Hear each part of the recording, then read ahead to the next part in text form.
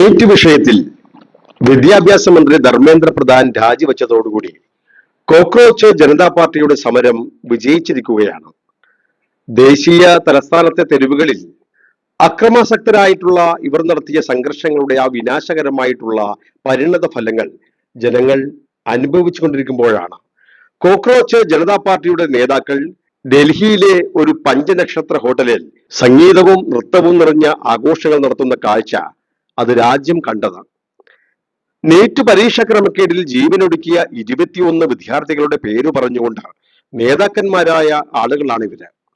മരിച്ച വിദ്യാർത്ഥികളെയോ അവരുടെ കുടുംബങ്ങളെയോ സമരത്തിൽ പരിക്കേറ്റവരെയോ ഓർക്കാതെ ആരിൽ നിന്നോ ഏറ്റെടുത്ത ദൗത്യം വിജയിച്ചതിലും അതിന്റെ ലാഭത്തിലും മതിമറന്നുകൊണ്ട് ആഹ്ലാദിക്കുകയാണ് അവര്. അടുത്ത കാലത്ത് ഇന്ത്യ കണ്ട ഏറ്റവും വലിയ യുവജന സമരമാണ് CJPയുടെ നേതൃത്വത്തിൽ നടന്നതെന്നും മോദി സർക്കാരിനേറ്റ ഏറ്റവും വലിയ തിരിച്ചടിയാണ് എന്നും യുവാക്കൾ കണ്ടെത്തിയ സമരത്തിന്റെ പുതിയ മോഡലാണെന്നും പറഞ്ഞ ഈ സമരത്തെ പിന്തുണക്കുന്നവർ ഇത് കണ്ട് ഞെട്ടിയിരിക്കുകയാണ്. ഇവിടെ ഉയർന്നു വന്ന ഒരു വലിയ ചോദ്യമുണ്ട്. എന്തുകൊണ്ടാണ് വർഷങ്ങളായി പ്രവർത്തിക്കുന്ന രാജ്യത്തെ പ്രതിപക്ഷ പാർട്ടികളുടെ വിദ്യാർത്ഥി സംഘടനകൾക്കും യുവജന സംഘടനകൾക്കും ഈ വിഷയത്തിൽ മോദി സർക്കാരിനെതിരെ സമരത്തിന് ഇറങ്ങുവാൻ കഴിയാതിരുന്നത്? ഇപ്പോൾ പ്രതിപക്ഷ നേതാവായ രാഹുൽ ഗാന്ധിയേക്കാൾ മുന്നിലേക്ക് അഭിജിത്ത് ദീപ്കെ കടന്നു വന്നിരിക്കുകയാണ്. അമേരിക്കയിലിരുന്ന് കോക്രോച്ച് ജനതാ പാർട്ടി എന്ന ഓൺലൈൻ പ്രസ്ഥാനത്തിന് തുടക്കമിട്ട അഭിജിത്ത് ദീപ്കെ എന്ന ഒരു യുവാവിന് ഇന്ത്യയിലേക്ക് എത്തിയപ്പോഴേക്കും വലിയ സ്വീകാര്യത ലഭിക്കുന്നു, വലിയ സാമ്പത്തിക സഹായങ്ങളും ആൾഫലവും ലഭിക്കുന്നു.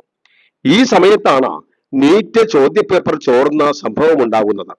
നാഷണൽ ടെസ്റ്റിംഗ് ഏജൻസി ഇത് കണ്ടെത്തുകയും പരീക്ഷ റദ്ദാക്കി വീണ്ടും പരീക്ഷ നടത്തുകയും CBI അന്വേഷണം ഏറ്റെടുത്ത് അധ്യാപകർ, ഏജന്റുമാർ, ഒരു പ്രൊഫസർ എന്നിവരുൾപ്പെടെ 13 പേരെ അറസ്റ്റ് ചെയ്യുകയുമുണ്ടായി. എന്നിട്ടും ഈ സംഭവത്തിന്റെ പേരിൽ ഗവൺമെന്റിനെതിരെ യുവാക്കളെ സംഘടിപ്പിച്ച് സമരത്തിന് ഇറങ്ങുകയും അവസാനം വിദ്യാഭ്യാസ മന്ത്രി ധർമ്മേന്ദ്ര പ്രധാന്റെ രാജിയിൽ എത്തിച്ചേരുകയും ചെയ്തു. ഇത് ഒരു വലിയ അപകടകരമായിട്ടുള്ള അവസ്ഥയിലേക്ക് നമ്മുടെ രാജ്യത്തെ കൊണ്ട് ചെന്നെത്തിക്കുന്നു. ഇതുപോലുള്ള സംഘടനകളുടെ സമരങ്ങൾ, അത് കർഷക സമരമായാലും വിദ്യാർത്ഥി സമരമായാലും, ദേശവിരുദ്ധ ശക്തികൾ നുഴഞ്ഞു കയറുകയും ഇന്ത്യയിൽ ഏത് ഗവൺമെന്റ് വന്നാലും അതിനെ അട്ടിമറിക്കുവാനുള്ള സമരങ്ങളായി മാറ്റുവാനുമുള്ള എല്ലാ സഹായങ്ങളും ചെയ്തു കൊടുക്കുകയും ചെയ്യുന്നുണ്ട്. ഇനി വരുന്ന ഇതുപോലെയുള്ള സമരങ്ങളിൽ ദേശവിരുദ്ധ ശക്തികൾ സർവ്വ സഹായങ്ങളും ചെയ്തുകൊണ്ട് സമരങ്ങളെ കയ്യിലെടുത്ത് രാജ്യത്തെ അസ്ഥിരപ്പെടുത്തുവാനുള്ള ശ്രമങ്ങൾ തുടർന്നുകൊണ്ടേയിരിക്കും. ഇതിന്റെ ഭാഗമായി അടുത്ത ഒരു ഓൺലൈൻ പ്രസ്ഥാനം കൂടി വന്നു കഴിഞ്ഞു. ശുദ്ധമായ പെട്രോൾ ലഭിക്കണമെന്നും കേന്ദ്രമന്ത്രി നിതിൻ ഗഡ്കരി രാജിവെക്കണമെന്നും ആവശ്യപ്പെട്ടുകൊണ്ട് E20 ജനതാ പാർട്ടിയും രൂപം കൊണ്ടിട്ടുണ്ട്. ജനാധിപത്യം ബാലറ്റുകളിലൂടെയല്ല, തെരുവുകളിലൂടെയാണ് തീരുമാനിക്കേണ്ടത് എന്ന അവസ്ഥയിലേക്കാണ് ഇത് നമ്മുടെ രാജ്യത്തെ കൊണ്ട് ചെന്നെത്തിക്കുന്നത്. ജന്തർ മന്ദറിൽ ഒത്തുകൂടിയവർ ദേശവിരുദ്ധ മുദ്രാവാക്യങ്ങൾ വിളിക്കുകയും അവിടെയുണ്ടായിരുന്ന പോലീസുകാരെ മർദ്ദിക്കുകയും പോലീസ് വാഹനങ്ങൾ തകർക്കുകയും ചെയ്ത സംഭവങ്ങൾ നടന്നു കഴിഞ്ഞു. വിഘടനവാദ അജണ്ടകൾക്കായി വിദ്യാർത്ഥികളുടെയും യുവാക്കളുടെയും പ്രകടനങ്ങളെ ഉപയോഗപ്പെടുത്തുവാൻ ശ്രമിക്കുന്നുണ്ടോ എന്നറിയാൻ സുരക്ഷാ സേനയും രഹസ്യാന്വേഷണ സംഘങ്ങളും സ്ഥിതിഗതികൾ നിരീക്ഷിച്ചിരുന്നതുകൊണ്ട് പല കാര്യങ്ങളും പുറത്തു വരുന്നുണ്ട്. ജന്തർ മന്ദറിൽ ദേശവിരുദ്ധ മുദ്രാവാക്യങ്ങൾ വിളിച്ചവരെയും അതിക്രമങ്ങൾ നടത്തിയവരെയും ദില്ലി പോലീസ് കണ്ടെത്തിയിട്ടുണ്ട്. പല ക്രിമിനൽ സംഘങ്ങളും ഇതിൽ ഉൾപ്പെട്ടിട്ടുണ്ട്. ഇവർ ആരുടെ നിർദ്ദേശപ്രകാരമാണ് എത്തിയതെന്നും അറിവായിട്ടുമുണ്ട്. കോക്രോച്ച് ജനതാ പാർട്ടിയുടെ നേതാക്കന്മാരിലേക്ക് അന്വേഷണം എത്തുമെന്ന് ഈ കാര്യങ്ങൾ പരിശോധിച്ചാൽ ഉറപ്പാണ്. നിരോധിത സംഘടനയായ സിക്സ് ഫോർ ജസ്റ്റിസ് തലവനായ ഗുർപത്യൻ സിംഗ് പന്നൂർ കോക്രോച്ച് ജനതാ പാർട്ടിയുടെ പ്രതിഷേധ പ്രചാരണത്തിന് $1 മില്യൺ സാമ്പത്തിക സഹായം വാഗ്ദാനം ചെയ്തുവെന്ന് ഒരു വീഡിയോയിൽ പറയുന്നുണ്ട്.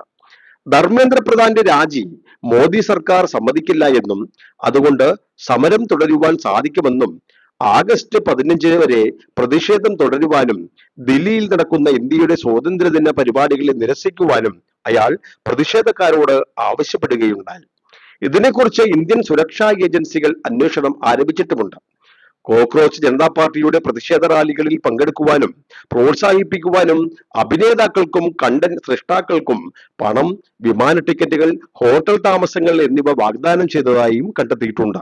ഗൗരവമേറിയ ഒരു വിദ്യാർത്ഥി സമരത്തിൽ ഇങ്ങനെ ചെയ്യുന്നത് ശരിയല്ല എന്ന് തോന്നിയതിനാലാണ് താനും തന്റെ സുഹൃത്തുക്കളും ഈ പ്രോത്സാഹനങ്ങൾ നിരസിച്ചതെന്ന് നടിയായ ആകാംക്ഷപുരി വെളിപ്പെടുത്തിയിരുന്നു. ഇതുപോലെ പലരെയും സമീപിക്കുകയും പണം വാങ്ങി പലരും അതിൽ പങ്കെടുക്കുകയും സോഷ്യൽ മീഡിയകളിലൂടെ സപ്പോർട്ടും ചെയ്തിട്ടുണ്ട്. കേരളത്തിൽ നിന്നും ഇത്തരം ആളുകളെ അവർ സ്വാധീനിച്ചിട്ടുണ്ട്.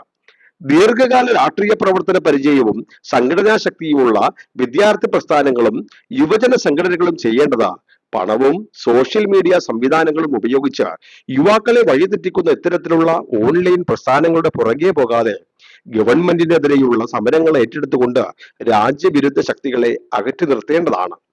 ഉത്തരവാദിത്തപ്പെട്ട രാഷ്ട്രീയ പാർട്ടികളുടെ നിയന്ത്രണത്തിലുള്ള സമരങ്ങളിലേക്ക് ഒരിക്കലും ദേശവിരുദ്ധ ശക്തികൾക്ക് കടന്നു വരുവാൻ കഴിയില്ല.